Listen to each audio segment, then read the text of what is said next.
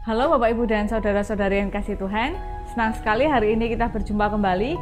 Kita akan bersama-sama merenungkan firman Tuhan, tetapi sebelumnya mari kita berdoa terlebih dahulu. Terima kasih Tuhan untuk setiap kesempatan dan anugerah yang Tuhan berikan di dalam kehidupan kami. Terima kasih karena Tuhan senantiasa ada, Tuhan senantiasa memeluk dan menolong kami. Sebentar kami akan bersama-sama merenungkan firman Tuhan.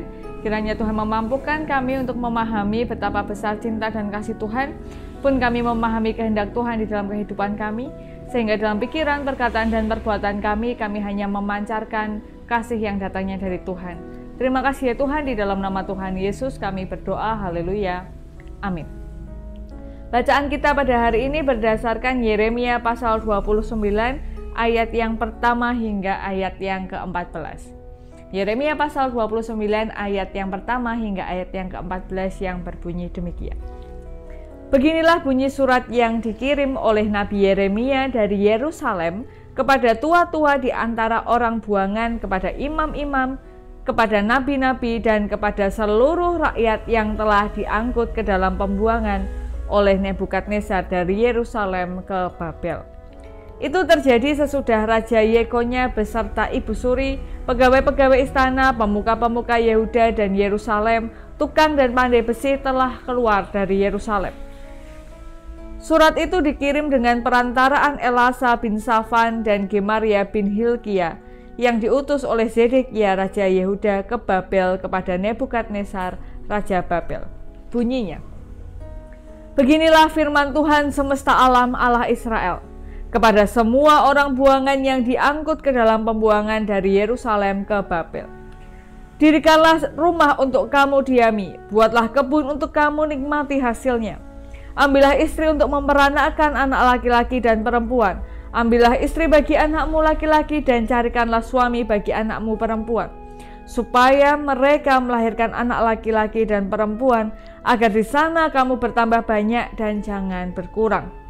Usahakanlah kesejahteraan kota kemana kamu aku buang, dan berdoalah untuk kota itu kepada Tuhan, sebab kesejahteraannya adalah kesejahteraanmu. Sungguh, beginilah firman Tuhan semesta alam, Allah Israel. Janganlah kamu diperdayakan oleh nabi-nabimu yang ada di tengah-tengahmu, dan oleh juru-juru tenungmu, dan janganlah kamu dengarkan mimpi-mimpi yang mereka mimpikan. Sebab mereka bernubuat palsu kepadamu demi namaku. Aku tidak mengutus mereka, demikianlah firman Tuhan. Sebab beginilah firman Tuhan, apabila telah genap 70 tahun bagi Babel, barulah aku memperhatikan kamu. Aku akan menepati janjiku itu kepadamu dengan mengembalikan kamu ke tempat ini. Sebab aku ini mengetahui rancangan-rancangan apa yang ada padaku mengenai kamu, demikianlah firman Tuhan, yaitu rancangan damai sejahtera dan bukan rancangan kecelakaan, untuk memberikan kepadamu hari depan yang penuh harapan. Dan apabila kamu berseru dan datang untuk berdoa kepadaku, maka aku akan mendengarkan kamu. Apabila kamu mencari aku, kamu akan menemukan aku. Apabila kamu menanyakan aku dengan segenap hati, aku akan memberi kamu menemukan aku. Demikianlah firman Tuhan. Dan aku akan memulihkan keadaanmu dan akan mengumpulkan kamu dari antara segala bangsa dan dari segala tempat kemana kamu telah kucerai-beraikan. Demikianlah firman Tuhan. Dan aku akan mengembalikan kamu ke tempat yang dari mana aku telah membuang kamu. Demikianlah pembacaan firman Tuhan pada hari ini. Yang berbahagia adalah setiap dari kita yang mendengarkan, yang merenungkan, yang memelihara di dalam hati kita, dan bahkan di dalam kehidupan sehari-hari dipegang tangannya oleh Tuhan untuk melaksanakannya. Haleluya. Bapak, Ibu, dan saudara-saudari yang dikasihi Tuhan, saya pernah membaca, ini pernah dibahas bersama dengan teman-teman kerja saya dulu. Jadi ada pekerjaan-pekerjaan yang memiliki tingkat stres yang tinggi. Nah, tapi saya lupa itu. Pokoknya ada beberapa pekerjaan-pekerjaan yang memang tingkat stresnya lebih tinggi dari pekerjaan lain. Ya, bukan berarti ada pekerjaan yang menyenangkan, ada yang tidak, tapi ada yang punya tingkat stres lebih tinggi dibanding pekerjaan lain. Kalau saya tidak salah ingat, guru itu juga punya tingkat stres yang cukup tinggi. Lalu pemadam kebakaran juga punya saya nggak terlalu ingat, tapi tiba-tiba saya ingat itu. Nanti Bapak Ibu bisa cari ya. Jadi ada pekerjaan-pekerjaan yang memang stressful gitu, tingkat stresnya lebih tinggi. Karena mungkin juga bertemu dengan sesama manusia, jadi ketemu orang banyak itu kan memang kemungkinannya lebih stres. Pemadam kebakaran itu kalau saya tidak salah ingat juga sangat stres ya, karena kan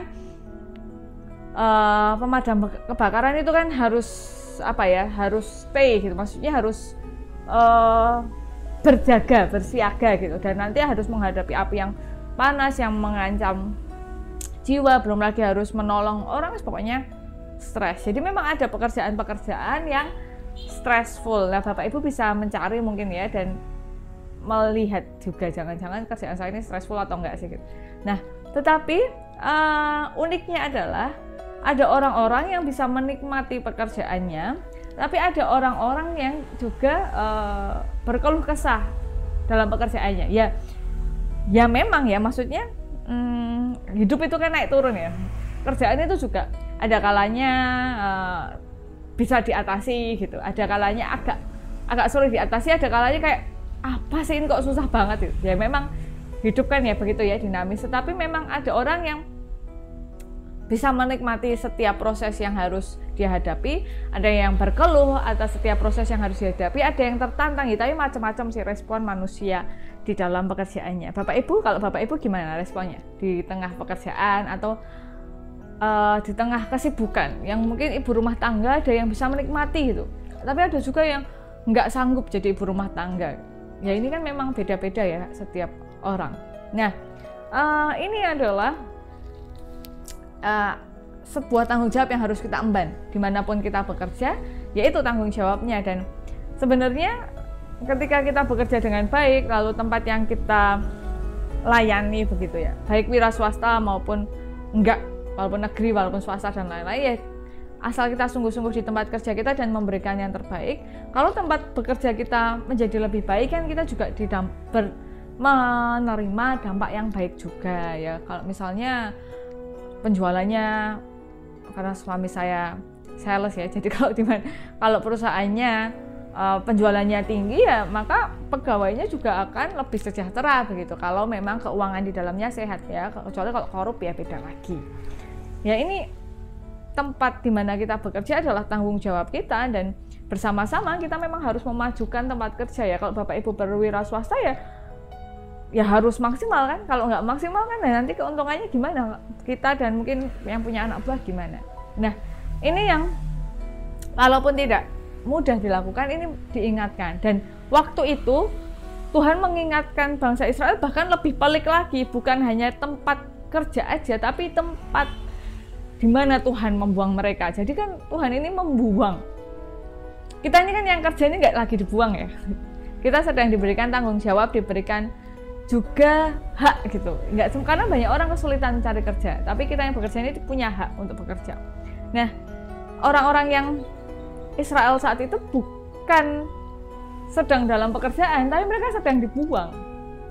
Dan uniknya di tengah pembuangan itu Tuhan mengingatkan bagi mereka untuk mengusahakan tempat di mana mereka dibuang. Lalu ini kan lucu juga ya. Jadi waktu itu seperti yang kita tahu, Nabi Yeremia ini berkaryanya kan di Yerusalem, dia nggak ikut dibuang, dan dia ini banyak tidak didengarkan orang gitu, bahkan dia jadi dibenci, jadi nggak disukai, dianiaya dan lain-lain. Dan dia menulis surat atas perintah Tuhan, menulis surat kepada orang Israel yang dibuang, dan suratnya adalah menikahlah gitu kan, dan kemudian punya anaklah, lalu anak-anakmu itu nikahkanlah dengan orang lain. Ya maksudnya adalah supaya keturunanmu tuh tambah banyak, supaya kamu di sana nggak semakin musnah, tapi malah semakin banyak, semakin kuat satu sama lain. Nah, dan kalau begitu, dan setelah itu juga usahakanlah kota dimanapun engkau berada, karena kesejahteraannya berpengaruh juga terhadap kesejahteraanmu. Ini sebenarnya logika yang mudah ya. Ya kalau kotanya bahagia ya akan berdampak juga di tengah kebahagiaan kita. Kalau kotanya itu penuh penderitaan ya kan kita mau bahagia juga susah gitu. Nah, ini sebenarnya logika yang sederhana tapi sulit untuk dilakukan. Dan uniknya adalah nanti di sana jangan percaya sama nabi-nabi, pemimpi-pemimpi itu, juru tenung yang memimpi itu bermimpi, yang bermimpi itu. Karena nanti mereka ada kemungkinan memberitahu, Allah nggak apa-apa, sebentar lagi kalian akan lepas. Sudah, nanti sembah saja Tuhan yang ini dan lain-lain. Pokoknya intinya dikasih janji-janji harapan yang palsu. Padahal enggak, padahal Tuhan menjanjikan apabila telah genap 70 tahun bagi Babel, ini tidak bisa secara harafiah ya, karena memang angka 7 itu kan angka yang angka yang sering dipakai gitu, angka yang sempurna. Angka 10 itu sempurna, jadi memang 7 kali 10 kan 70. Jadi memang itu ya pokoknya lama, dan nanti pada waktunya gitu aku akan memperhatikan kamu, tapi nggak sekarang. Jadi sekarang tugasmu adalah memperkuat dirimu, memperkuat bangsamu dengan beranak cucu, dan yang kedua usahakanlah kota di tempat engkau tinggal. Jadi bertahanlah hidup dan berusahalah. Dan ada pengharapan juga, kalau memang nanti kamu sabar, pada waktunya akan memperhatikanmu, dan aku tahu rancanganku ini rancangan yang sejahtera, bukan rancangan kecelakaan. Dan kalau berseru, kamu berseru padaku, kamu berdoa padaku dengan segenap hati, mencariku, aku akan membuat dirimu menemukanku. Jadi keren banget ya Tuhan ini. Nanti kalau kamu berdoa, kalau kamu mencariku dengan sungguh-sungguh, aku akan membuatmu menemukanku. Ya bukan sekadar aku akan datang, enggak. Kamu akan nyari. Tapi kalau kamu nggak sungguh-sungguh, kamu nggak menemukan. Tapi kalau kamu sungguh-sungguh, aku akan membuatmu menemukan. Nah, ini adalah satu hal yang yang berat, tetapi menjadi pengingat bagi kita. Dimanapun kita berada, saya juga termasuk perantau ya, dan saya yakin juga Bapak Ibu yang menonton mungkin ada yang perantau, ada anak-anak yang merantau, ada yang terjebak di sebuah tempat kerja yang tidak menyenangkan, atau terjebak di dalam rumah sebagai ibu rumah, nggak terjebak ya, tapi memang punya tanggung jawab di rumah sebagai ibu rumah tangga dan lain-lain. Ini adalah sebuah penguatan bagi kita. Dimanapun Tuhan menempatkan kita, walaupun nggak dibuang ya, dimanapun Tuhan menempatkan kita, yang pertama kita adalah harus bertahan. Ya caranya mungkin nggak beranak pinak kalau di tempat kerja, atau di tengah masyarakat, ataupun di gereja. Dimanapun Tuhan menempatkan, mungkin aslinya bukan dari gereja situ, tapi ketika bekerja, pindah tempat, pindah gereja. Mungkin bukan orang situ, tapi pindah tempat, pindah lingkungan hidup, pindah tetangganya juga. Nah, dimanapun Tuhan menempatkan kita, di tengah tempat kerja, di tengah masyarakat, di tengah gereja, yang pertama adalah bertahanlah. Ya gimana caranya, apa yang dibutuhkan untuk bertahan ya? Kalau butuh untuk bersosialisasi ya bersosialisasilah, kalau butuh berteman ya bertemanlah. Dan yang kedua adalah berusahalah yang terbaik untuk tempat itu.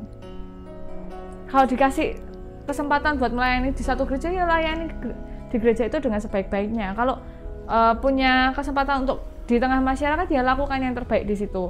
Begitupun di tempat kerja, lakukan yang terbaik di situ. Usahakanlah kesejahteraan, bukan hanya untuk kesejahteraan kita sendiri, tetapi untuk kesejahteraan di mana kita ditempatkan. Dan ketika itu berat sekali, ketika itu sepertinya, aduh kayaknya aku nggak cocok di sini deh, dan lain-lain, ngobrol sama Tuhan. Karena kalau Bapak Ibu dan saya ngobrol dengan Tuhan dan mencari, berdoa sepenuh hati, Tuhan akan membuat kita menemukan Tuhan.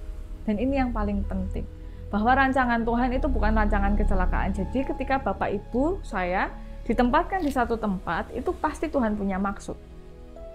Entah untuk saya, entah untuk diri kita sendiri, entah untuk orang-orang di sekitar kita, entah untuk di instansi tempat kita berada, dimanapun itu, Tuhan punya rancangan. Dan kuncinya adalah yang pertama bertahanlah, dan yang kedua usahakanlah.